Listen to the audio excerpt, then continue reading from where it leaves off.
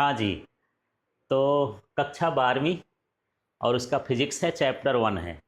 उस चैप्टर का आज जो टॉपिक है ये है एकांक आवेश, या इसी को बोलते हैं एक कूलाम आवेश। परीक्षा में ये प्रश्न आता है, दो नाम से आता है। एक कूलाम आवेश को परिभाषित करिए, और कभी आता है कि एकांक आवेश को परिभाषित करिए। कल हम लोग कूलाम का नियम पढ़े, तो कूलाम के नियम के साथ भी जब प्रश्न को बढ़ा देता है, जैसे 2 नंबर या 3 नंबर में पूछा तो सीधे लिख दिया कि कूलाम के नियम को समझाइए। यदि उसके आगे 3 नंबर का प्रश्न बनाना है तो लिख देगा कूलाम का नियम समझाइए तथा एकांक आवेश को समझाइए, ऐसे साथ में उसको मिला भी देता है। तो यहाँ तो हम अलग पढ़ रहे हैं, तो जब मिलाने के लिए बोले तो इसको उसमें मिला देना, ठीक है। और एकांक का मतलब होता है एक अंक वाला। एकांक का मतलब क्या है? एक अंक वाला।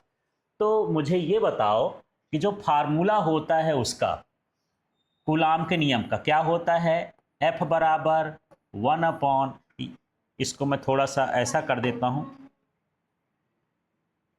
हाँ दोबारा से लिख देता हूँ। ये है F इक्वल टू 1/4πε0 था। यदि मैं उसका मान लिख दूँ, है ना, या फिर अभी वही लिख दूँ जो आपको याद है, नहीं गड़बड़ कर दोगे। ये हो गया, ठीक है। और ये हो गया Q1, ये हो गया Q2, अपॉन में हो गया R²। ये कूलाम का नियम है ना। एक बार बोल सकते हो, मैं सूत्र से पढ़ना बताया था। ये क्या है? आपको क्या बोलोगे? दो आवेशों के बीच लगने वाला आकर्षण या प्रतिकर्षण बल उन आवेशों के गुणनफल के अनुक्रमानुपाती होता है और उनके बीच की दूरी के वर्ग के व्युत्क्रमानुपाती होता है, ठीक है। अब इसमें कुछ एक काम कर देते हैं, मान रख देते हैं। 1/4πε0 का मान बताया था क्या? 9 × 10⁹, ठीक है।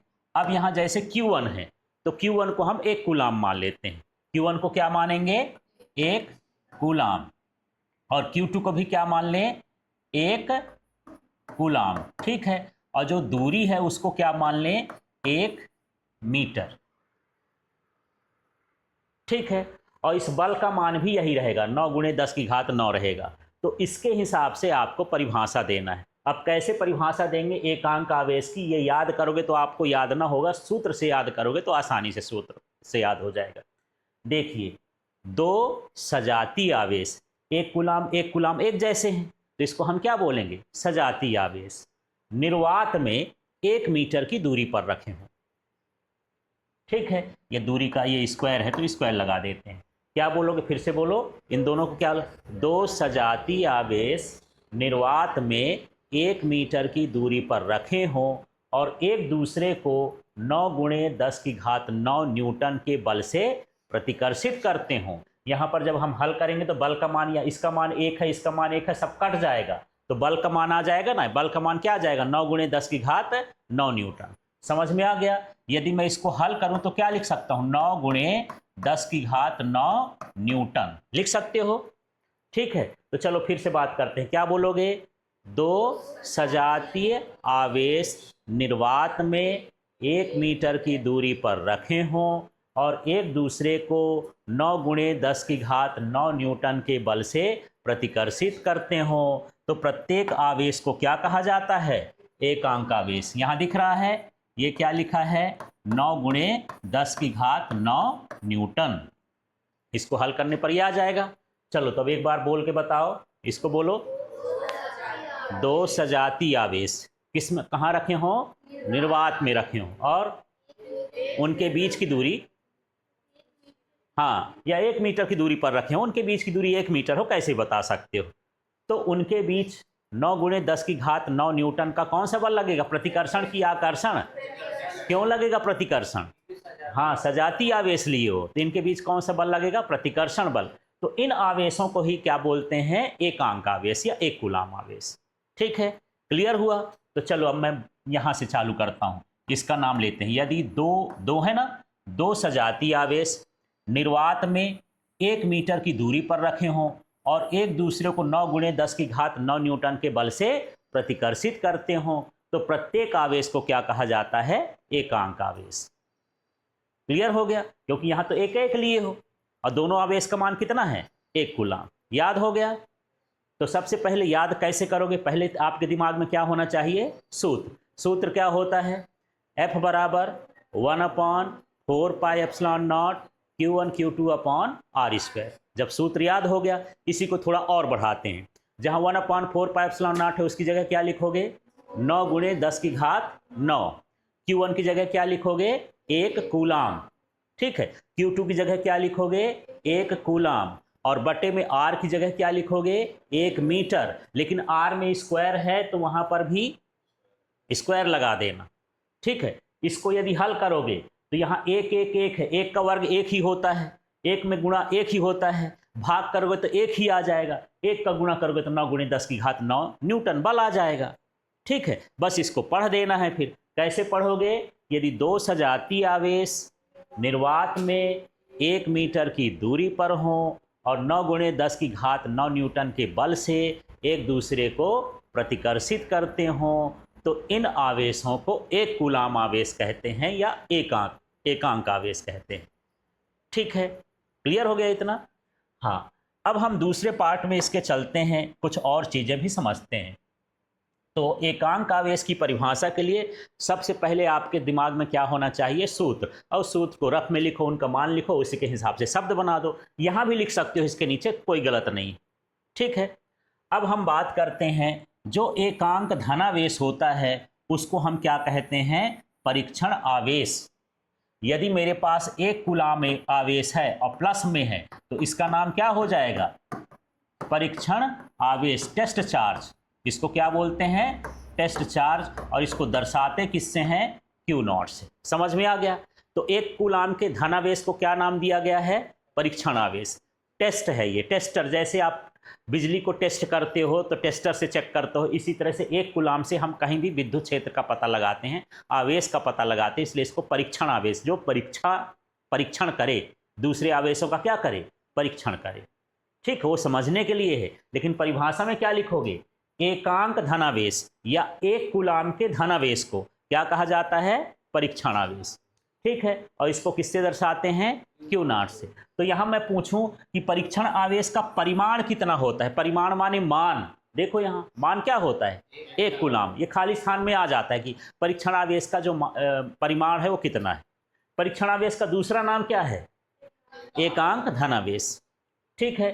परीक्षण आवेश की प्रकृति बताना है कि वो किस तरह से आवेश रखता है। इसमें कौन सा आवेश है? धन। तो कैसा होता है? धन आवेश होता है। तो 3 चीजें आप जान गए परीक्षण आवेश से रिलेटेड। दर्शाते किससे हैं? Q0 से। किससे दर्शाते हैं? Q0 से। परिमाण कितना होता है? 1 कूलाम। परिमाण कितना होता है? 1। आवेश कैसा होता है? धन आवेश। यही होता है क्या? परीक्षण आवेश। ठीक है। तो यहां से हम एकांक आवेश का पता लगा लिए। एकांक धनावेश को हम क्या बोल देंगे? एक परीक्षण आवेश बोल देंगे। ठीक। अब देखिए, यदि धातु के गोले पर आवेश Q है और इस गोले को सर्वसम किसी अन्य अनावेशित गोले के संपर्क में रख दें तो प्रत्येक गोले पर Q/2 आवेश होगा। ये NCERT के बीच में एक लाइन लिखी थी, इसलिए मैंने यहाँ पर लिख दिया ये नोट्स। बाकी इससे ज़्यादा रिलेशन नहीं है। ये कहता है कि मेरे पास एक गोला है, ठीक है, और इसमें कितना आवेश है? Q। ठीक है। इसी तरह का सर्वसम का मतलब बिल्कुल समान गोला, उसी तरह से पूरी तरह से समान है, उस गोले को हम क्या बोलते हैं? सर्वसम। और ये गोला कैसा है? अनावेशित है, माने कोई आवेश नहीं है। तो यदि मैं इस गोले को ऐसे इतना ही बड़ा गोला इसमें टच करा दूं और इसमें कोई आवेश नहीं है, तो आप जानते हैं कि चालन विधि में क्या होता है? जब हम संपर्क में रहते हैं तो आवेश किसमें आ जाते हैं? इसमें। कितने आएंगे? वो आधे आधे हो जाएंगे। माने यहाँ पर भी Q/2 हो जाएगा और इसमें भी क्या हो जाएगा? Q/2। अब उदाहरण से समझो कि मान लो इसके भीतर 10 आवेश हैं। कितने आवेश थे? 10। अब इसको मैं टच कर दिया और दोनों गोले कैसे हैं? एक जैसे हैं। इसमें क्या हो जाएंगे? 5। इसमें भी क्या हो गए? 5। मानिए क्या हो गया? आधा आधा हो गया। ठीक है। मान लो मेरे पास जो है 10 रोटी थी, मैं खाने के लिए बैठा, मेरे जैसे एक ठो आदमी आ गया। अब घर में खाना नहीं है तो हम बोले घर में अपने वाइफ को कि भैया अब खाना मत बनाओ, इसी में हम आधा आधा बांट लेते हैं। तो मेरे संपर्क में आया, 5 रोटी मैं उसको दे दिया, 5 अपने पास ले लिए, तो हमारे पास अब क्या हो गया? आधा। और आधा को हम क्या लिखते हैं? 1/2 यहाँ क्यू है तो क्यू का आधा हो गया, माने Q/2 Q/2। ये समझ में आ गया, ठीक है। तो इस तरह का प्रश्न अब मैं यहाँ पर क्यों लिखा यार, एनसीईआरटी बुक में तो लिखा था, तो ऐसा प्रश्न भी पूछा जा सकता है परीक्षा में, है ना। लिख दिया कि किसी एक गोले में Q आवेश है, कितना आवेश है Q, एक सर्वसम गोला है, माने बिल्कुल उसी की तरह समान है, और कैसा गोला है, अनावेशित। उसको यदि हम संपर्क में रख देंगे तो उसमें आवेश होगा। ऑप्शन दे दिया Q, दूसरा दे दिया Q/2, तीसरा दे दिया Q/3, तीसरा चौथा दे दिया Q/4, तो क्या हो जाएगा Q/2। लेकिन मुझे लगा मैं एक गोला और टच में रख दिया इनके तीनों के में, उसी तरह से अब क्या हो जाएगा, तीनों में बटेगा Q/3, ऐसा हो जाता है, ठीक है। समझ में आ गया इस लाइन का मतलब। अब ये जो स्थिर विद्युत बल का अपरमाणुक स्तर, ये जो इसका क्षेत्र होता है, R का मान होता है 10⁻⁻10 मीटर तक ही होता है। अब इसका मतलब क्या है, ये भी एनसीईआरटी की लाइन है, पर मतलब क्या है, अभी मैं सूत्र लिखा था, सूत्र बताओ तो, F = बोलते जाओ 1/4πε0, याद हो जाएगा, बोलते जाओ, Q1 Q2/R², ये सूत्र होता है। तो R का कम से कम कितना मान हो सकता है जहां तक ये बल को लगाए।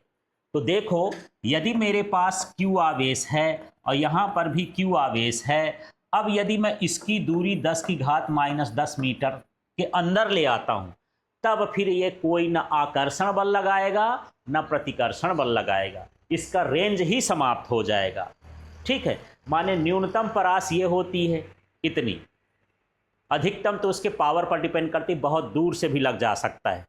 जैसे आपका जो मोबाइल चलता है ना, आवेशों के प्रवाह के कारण ही तरंगें उत्पन्न होती है, इसके अंदर आवेश होते हैं, उसके अंदर वहां से तरंगों को भेजते हैं, तो ये आवेश को खींच लेता है, उस तरंगों को खींच लेता है, ठीक। तो कहीं से जा सकता है, बल का प्रभाव हो सकता है, लेकिन जब ऋणात्मक इसमें हो तो ये इसके अंदर फिर नहीं होता है ना। माने परमाणु के आकार का जब एरिया ले लें तो उसके बाद बल का प्रभाव क्या हो जाता है, खत्म हो जाता है।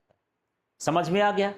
फिर से बात करते हैं, ठीक है। जैसे ये पेन है, मुझे साफ साफ दिखाई दे रही, साफ साफ दिखाई दे रही, अब मैं बिल्कुल आंखें में कर लूँ, दिखाई नहीं, थोड़ा टेस्ट कर लो, बिल्कुल पास आ गया तो आपको दिख रहा है, आपको दिख रहा होगा, मुझे नहीं दिख रहा कि यहाँ कुछ है, साफ साफ नहीं दिख रहा। ऐसे ही है, ये आवेश है, इसको पास लाते जाओ, पास लाते जाओ, पास लाते जाओ, इतना आ जाएगा, तो उसमें बल ना लगे। मान लो ये हटाने की कोशिश करता, प्रतिकर्षण की कोशिश करता, किसकी कोशिश, प्रतिकर्षण की, तो उसको भगा रहा है, हम पास पास लाए, इसके बाद यहाँ पर आया तो भगाने का काम ही ना, भगाना ना घटाना, उसको वहीं का स्थिर रख देगा, ठीक है। उसका प्रभाव क्या हो जाएगा, समाप्त हो जाएगा।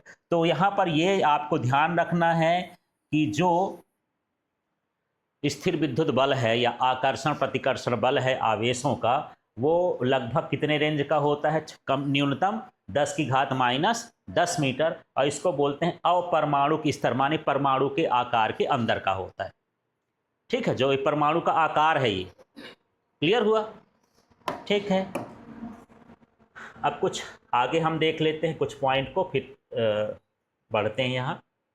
हाँ जी, अगले पॉइंट के लिए देखिए, यदि आवेशित वस्तुओं का साइज उनके बीच की दूरी की तुलना में बहुत कम हो तो उन्हें क्या मानते हैं, बिंदु आवेश या बिंदु वस्तु कहलाता है, ठीक। अब ये समझ लो, जैसे यहाँ से सूर्य है 15 करोड़ किलोमीटर दूर है, और जो उसका आकार है, तो दूरी की तुलना है, ये 15 करोड़ है, और वो मान लो 4 लाख रेडियस का है, तो 15 करोड़ बड़ा होता है कि 4 लाख, 15 करोड़, माने उसका साइज क्या है, दूरी की तुलना में कम है, तो उस वस्तु को हम क्या मान लेंगे, बिंदु वस्तु, उसको क्या मानेंगे, बिंदु वस्तु।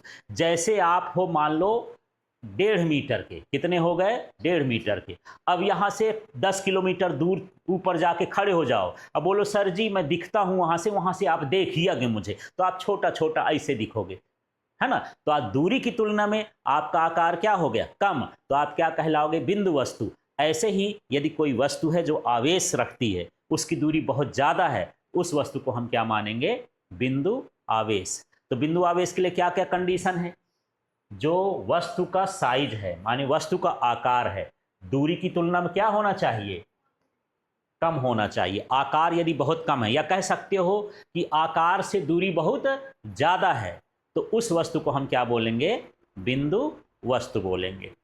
ठीक है, अभी मैं यहाँ पर कुछ लिख दूं, जैसे मान लो इतना बड़ा का ही लिख दिया। ठीक, आप दूर जाते जाएंगे तो कैसा दिखेगा ये? और दूर जाएंगे तो कैसा दिखेगा? और छोटा। और दूर जाएंगे तो ये ऐसे दिखेगा, इतना छोटा, थोड़ा कुछ कुछ लिखा है। अब ये क्या बन गया? बिंदु बन गया, है ना। तो आपकी दूरी की तुलना में इसका आकार क्या है? छोटा। तो ऐसे को हम क्या बोलेंगे? बिंदु वस्तु। ऐसे ही आवेश यदि है तो उसके लिए भी क्या बोलेंगे? बिंदु आवेश। क्लियर हुआ? तो बिंदु आवेश में क्या क्या कंडीशन होना चाहिए? वस्तु का आकार, आवेशित वस्तु का आकार कैसा होना चाहिए? छोटा। किसकी तुलना में छोटा होना चाहिए? दूरी की तुलना में। उसे क्या कहेंगे? बिंदु आवेश कहेंगे। ठीक है, समझ में आ गया? अब जो कूलाम का नियम है, ये दो बिंदु आवेशों के बीच लगने वाले बल का मात्रात्मक प्रकथन है ना। अब यहां प्रकथन लिख दिया, कथन समझ लो इसको। ठीक है, मात्रात्मक का मतलब ये है कि जो कूलाम का नियम है वो बल का मान बताता है, बल की दिशा नहीं बताता। आकर्षण होगा किधर होगा, प्रतिकर्षण होगा किधर होगा, वो नहीं बताएगा। वो बता देगा हाँ यार 10 न्यूटन का बल लग रहा है आवेश में। क्या लग रहा है? 10 न्यूटन का बल। किस दिशा में लग रहा है? वो दिशा नहीं बताता। इसलिए इसको ये बोलते हैं कि जो कूलाम का नियम है वो सिर्फ क्या बताता है? मात्रा बताता है, बल्कि क्या बताता है? मात्रा। इतना क्लियर हो गया? तो चलो थोड़ा सा हल्का सा रिवाइज कर लेते हैं। क्या है एकांक आवेश? दो सजाती आवेश 1 मीटर की दूरी पर निर्वात में रखे हों, निर्वात शुरू में अंत में जहां भी बोलना, और एक दूसरे को कितना? 9 गुणे 10 की घात 9 न्यूटन के बल से प्रतिकर्षित करते हों, तो प्रत्येक आवेश को क्या कहते हैं? एकांक आवेश कहते हैं। ठीक है, परीक्षण आवेश क्या कहलाता है? एकांक धनावेश। क्या? परीक्षण आवेश को क्या बोलते हैं? एकांक धनावेश। तो परीक्षण आवेश का परिमाण कितना होता है? 1 कूलाम। उसका आवेश कैसा होता है? धनावेश होता है। यदि किसी गोले में 10 आवेश हैं और उसी तरह का बिल्कुल समान गोला उसके पास में लाएं जिसमें कोई आवेश नहीं है और उसको टच करा दें, तो दोनों में कितने आवेश हो जाएंगे? आधे आधे, माने कितना? 5-5। ठीक है, समझ में आ गया? स्थिर विद्युत बल का प्रभाव कम से कम कितने स्तर तक होता है? उसके दूरी का मान कितना होना चाहिए? 10 की घात -10 मीटर। और यदि शब्दों में लिखना है तो अवपरमाणुक स्तर। क्या? अवपरमाणु स्तर तक होता है। ठीक है, क्लियर हो गया? बिंदु आवेश किसे कहते हैं? यदि वस्तु का, आवेशित वस्तु का आकार दूरी की तुलना में बहुत कम, छोटा है, तो हम उसे क्या कहेंगे? बिंदु आवेश। ये छोटी छोटी चीजें आती हैं, कोई इससे बड़ा क्वेश्चन इसमें नहीं आएगा। अभी हम देखें कि जो कूलाम का नियम होता है वो मात्रात्मक बताता है कि कितना बल लग रहा है, मात्रा बताता है, दिशा नहीं बताता। तो इसके सदिश रूप को देखते हैं। तो यहाँ पर कूलाम के नियम का क्या है? सदिश रूप। क्योंकि बल बताता है, और बल क्या होता है? सदिश राशि की अदिश राशि होती है, सदिश होती है। तो देखना, यहाँ समझना, यहाँ पर एक आवेश है, इसका नाम क्या है? Q1। ठीक है, और ये आवेश है, इसका नाम क्या हो गया? Q2। दोनों आवेश समझ में आ गए? और ये इसका ऑरिजिन हो गया। ऑरिजिन का मतलब जहाँ से हम उसको देख रहे हैं। जैसे मैं यहाँ खड़ा हूँ, मैं उनको देखा, उनको देखा, तो मान लीजिए Q1 है, वो Q2 है, तो यहाँ से एक आवेशीय हो गया, एक आवेशीय हो गया। तो इसकी जो दूरी है यहाँ से O से, ये क्या कहला गई? R1। और ये क्या कहला गई? R2। ये दूरी कहला गई। ये दिशा भी बताना है कि यहाँ से O से कहाँ की ओर? Q1 की ओर। और O से कहाँ की ओर? Q2। यदि मैं दिशा ना लगाऊंगा तो पता न चलेगा कि यहाँ से इधर जाना है कि उधर जाना है। ठीक है, अब इस दूरी को हम लिखते हैं R21। ये तीर लगा है। अब R21 का मतलब क्या है? कि 2 में से 1 को घटाएंगे, है ना। 2 में से क्या करेंगे? 1 को घटाएंगे। ये R21 का मतलब हो गया। दोबारा से समझाता हूं, अभी आपके पल्ले नहीं पड़ा। ये जो है आप लोग 11वीं में पढ़े हो, स्थिति सदिश। तो Q1 की स्थिति सदिश क्या है, R1, Q2 की स्थिति सदिश क्या है, R2, और ये है विस्थापन सदिश। विस्थापन सदिश का फार्मूला होता है अंतिम स्थिति से प्रारंभिक को क्या करना है, घटाना है। तो हम इधर जा रहे हैं तो ये प्रारंभिक कहलाएगा, ये क्या कहलाएगा, अंतिम। तो अंतिम क्या हो गया, 2, R2, R2 में से क्या घटा देंगे, R1, इसको लिखेंगे R21। ये विस्थापन सदिश हो गया। फिर से बात करता हूँ, पहले ये बताओ ये क्या कहलाया, मूल बिंदु, ये क्या कहलाया, मूल बिंदु, ऑरिजिन। ये क्या कहलाएगा, Q1 आवेश, Q2 भी क्या है, आवेश। R1 क्या कहलाया, ये स्थिति सदिश है, O से Q1 की स्थिति को बताने वाला सदिश। और ये क्या है, O से Q2 की स्थिति बताने वाला R2। और ये जो है विस्थापन सदिश। विस्थापन सदिश का फार्मूला क्या होता है, अंतिम सदिश से प्रारंभिक सदिश को घटाना, स्थिति सदिश को। तो अंतिम वाला स्थिति सदिश क्या है, R2, यहाँ R2 लिख दिया। प्रारंभिक वाला स्थिति सदिश क्या है, R1। तो ये इसके बीच की दूरी बता देगा, ये इसका विस्थापन सदिश होगा। ठीक है, अब इसमें जो बल लगेगा पहले वाले में, उसको लिखेंगे F12। क्या लिखेंगे, इसका मतलब क्या है कि पहले आवेश पर दूसरे के कारण लगने वाला बल, क्या क्या पढ़ेंगे, पहले आवेश पर दूसरे के कारण लगने वाला बल। ठीक है, और इस यहां पर जो बल लगेगा इसको लिखूंगा F21। माने अब इसको बताओ क्या बोलोगे, दूसरे आवेश पर पहले के कारण लगने वाला बल, जो बाद में लिखते हैं वो कारण होता है। ठीक है, अब हम दो लोग खड़े थे, वो तेज से मैंने उसको झापड़ मारा, फिर वो मुझे मार दिया, है ना। तो मेरे कारण उस पर कितना लगा और उसके कारण मुझ पर कितना लगा। ऐसे ये भी इसको बल लगा रहा है, ये भी इसको बल लगा रहा है, तो ये कितना लगा रहा है ना। तो पहले आवेश पर दूसरे के कारण कितना बल लग रहा है, दूसरे पर पहले के कारण कितना बल लग रहा है। तो यहां पर जो बाद वाला लिखा होता है ये क्या है, ये कारण बोलते हैं। इसको क्या बोलते हैं, कारण। इसके कारण वो हो रहा है। ठीक है, तो कितने तरह के बल हो गए, 2 तरह। ठीक है, क्लियर हुआ। तो ये इसका स्थिति को बताने के लिए है, लेकिन अब इसको सूत्र में कैसे लिखेंगे, देखो। माना आवेश Q1 और Q2 क्या है, के स्थिति सदिश क्या है, R1 R2। चित्र में देख रहे हो, Q1 और Q2 के स्थिति सदिश क्या है, R1 R2। अब हम जानना चाहते हैं Q1 आवेश के कारण Q2 आवेश पर लगने वाले बल का सदिश रूप। ठीक है, तो किस आवेश पर बल लग रहा है, 2 पर। किसके कारण लग रहा है, 1 के कारण। तो इसको क्या लिखेंगे, F21। कारण को बाद में लिखते हैं, इसमें कारण कौन है, 1, इसलिए यहां 1 लिखे। जिस पर बल लग रहा है वो क्या है, 2। इसको पढ़ेंगे दूसरे आवेश पर 1 के कारण बल, या 1 के कारण दूसरे आवेश पर बल, और इसमें हम तीर लगा देंगे। सूत्र वही है, 1/4πε0 पढ़े न हो, Q1 Q2 भी पढ़े हो, R1² पढ़े हो, तो R की दूरी क्या हो जाएगी, 2 माने 2 से 1 तक की दूरी। जैसे यहाँ पर ये Q1 है, Q2 है, तो यहाँ से यहाँ तक की दूरी को हम क्या बोलते हैं, R21। तो R21 है, उसकी दिशा को बताने के लिए R21 ये कैप लगता है। ठीक है, तो इस तरह से ये आवेश बताएंगे। इसी तरह से अब देखो पूरी लाइन वही है, Q1 की जगह Q2 लिख दें, Q2 की जगह क्या लिख दें हैं, Q1।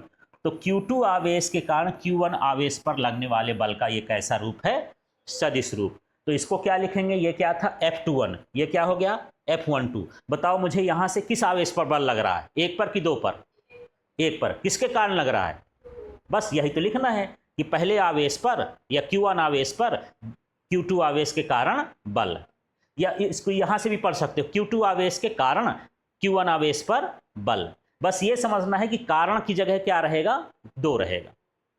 ठीक है, अब इसमें भी देखो फार्मूला पूरा वही लिखा है। इसमें 1 2 है तो यहां भी क्या हो गया, 1 2, और कैप में भी क्या लगा दिए, 1 2 हो गया। इस सूत्र में सिर्फ क्या फर्क है, ये 2 से 1 तरफ है, और ये क्या है, 1 से 2 तरफ। माने दिशा बदल रही है। जब दिशा बदल रही है तो हम इसको माइनस लगाकर एक दूसरे के बराबर कर सकते हैं। माने ये बल और ये बल एक दूसरे के कैसे हैं, बराबर हैं और विपरीत हैं, है ना। माने ये जो बल लगा रहे हैं एक दूसरे को कैसे लगा रहे हैं, बराबर लगा रहे हैं। दिशा उनकी ये इधर लगा रहा है तो वो वाला किधर लगा रहा है, इधर लगा रहा है, तो दिशा एक दूसरे की कैसी हो गई, विपरीत हो गई। अभी मैं तीर उधर लगाया हूं तो क्या लिखूंगा, R2 माइनस R1, तीर इधर लगा दूंगा तो क्या हो जाएगा, R1 माइनस R2 हो जाएगा। ठीक है, तो इस तरह से ये सदिश रूप है।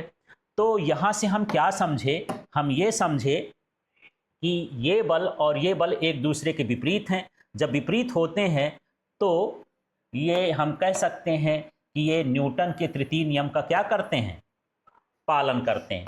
न्यूटन का तृतीय नियम क्या कहता है, क्रिया और प्रतिक्रिया क्या होती है, बराबर होती है। क्रिया प्रतिक्रिया क्या होती है, बराबर होती है। तो यही है यहाँ पर कि एक क्रिया बल लगा और ये प्रतिक्रिया बल माइनस में है, तो प्रतिक्रिया बल हो गया, एक दूसरे के कैसे हो गए, बराबर हो गए। ठीक है, उपरोक्त सूत्र में हम 1 और 2 को बदल करके हम आवेशों का मान बदल सकते हैं। जैसे इसमें 2 1 है, इसमें बदल दो, 1 2 कर दो, सूत्र बन जाएगा। कुछ नहीं किए हैं, जहां जहां 2 और 1 था वहां पर क्या लिख दिए, 1 2, तो दूसरे आवेश का बल आ गया। इस तरह से इसको निकालना है। अभी कंफ्यूजन में हो गए हो आप, तो मुझे ये बताना, सूत्र बताना, एफ वेक्टर आपको आ जाए कि कूलाम के नियम का सदिश रूप लिखो, तो आपको 2 बार लिखना है। एक बार लिखना है पहले आवेश पर दूसरे के कारण बल, और दूसरी बार लिखना है दूसरे के कारण पहले आवेश पर लगने वाला बल। तो बताओ कैसे लिखना है, नियम वही है। पहले एक काम करते हैं, ये जो सूत्र होता है लिखो, क्या हो गया, F equal to 1/4 pi epsilon naught Q1 Q2 upon R। पहले ऐसा सीधा लिख लो। अब बात है कि यहाँ पर मुझे पहले के कारण दूसरे में निकाल, हाँ R² है। अब मुझे यह निकालना है कि पहले के कारण दूसरे में आवेश है ना, पहले के कारण दूसरे आवेश पर बल क्या लिखूं बताओ। हाँ, यहाँ किस में पूछ रहा हूं, दूसरे आवेश पर बल पूछ रहा हूं, किसके कारण पूछ रहा हूं, पहले कारण। ये 2 1 हुआ, यहां भी 2 1 हुआ, यहां R लिख के यहां भी 2 1, कैप लगा दो, सूत्र बन गया। ठीक है, अब दूसरा वाला लिखना है, क्या लिखूं, कुछ याद ना करो, इसको उल्टा उल्टा कर दिया, क्या हो जाएगा 1 2, ये क्या हो जाएगा 1/4 pi epsilon naught Q1 Q2, ये वही रहने दो, R² ये भी रहने दो, जहां वेक्टर लगा है वहां भर आपको यहाँ क्या कर देना 1 2, बस 2 सूत्र बन गए। इसको पढ़ेंगे दूसरे आवेश पर पहले के कारण बल, इसको पढ़ेंगे पहले आवेश के कारण दूसरे पर बल, ये इसका सदिश रूप हो गया। मान लो 2 नंबर का आ गया। अब आपसे पूछ दिया कूलाम का नियम लिखिए, उस कूलाम के नियम का सदिश रूप लिखिए, तो आपको बस ये लिख देना, ये लिख देना, ऊपर बता देना है Q2 आवेश पर Q1 के कारण बल, और इसमें क्या लिखोगे, ये 2 कारण हो जाएगा, Q2 आवेश के कारण Q1 पर बल, इसको क्या पढ़ेंगे, Q1 के कारण Q2 पर बल। ठीक है, कहां पर है ये, अच्छा हाँ नीचे ये चल जाएगा, केवल आपको यहां ध्यान देना है। हाँ 1 2 लिख दो या 2 1 लिख दो, कोई दिक्कत नहीं, ये परिमाण है, परिमाण में वही रहेगा, केवल आपको ये कैप पर ध्यान देना है। यदि आपसे यहाँ पर ऐसा भी हो जाता है कि 2 1 न बदल के 1 2 भी लिख दोगे तो भी सही है, 2 1 लिख दोगे तब भी सही है, पर यहाँ पर जहाँ वेक्टर लगा है वहां पर सही लिखना है। क्लियर हो गया। चलिए अब मैं बात करता हूं, ये किस नियम के अनुकूल होता है यार, कूलाम के नियम के अनुकूल होता है। ठीक, अब हम इसको अलग से क्यों पढ़ लिए, ये है कूलाम का नियम का सदिश रूप Q1 और Q2 के किसी भी चिन्ह के लिए मान्य है। जैसे Q1 और Q2 के 2 चिन्ह हो सकते हैं, या तो दोनों आवेश प्लस प्लस हो, 2 आवेश 2 तरह के होते हैं ना, या दोनों आवेश में एक प्लस हो और एक क्या हो, माइनस हो, या फिर दोनों दोनों क्या हो, माइनस हो, या फिर एक माइनस हो एक क्या हो, प्लस हो, कोई भी चिन्ह हो आप इसका सदिश रूप लगा सकते हो। माने जब हम इस सवाल को हल करेंगे तो चिन्ह लगाने की जरूरत नहीं रहेगी। जैसे मान लो कोई दे दिया कि एक आवेश -3 कूलाम का है और एक आवेश 4 कूलाम का है, इसके लिए बल निकालो, तो जो सूत्र होता है Q1 Q2 अपॉन R², तो Q1 की जगह क्या लिखोगे, मैं बोला Q1 का मान कितना है -3 कूलाम और Q2 का मान कितना है 4 कूलाम। अब मैं बोला कि इसके बीच का बल निकालो, तो आप लिख दिए 1/4 pi epsilon naught Q1 Q2 upon क्या हो गया R², इनके बीच की दूरी मान लो 2 मीटर है, ऐसा हल करना है।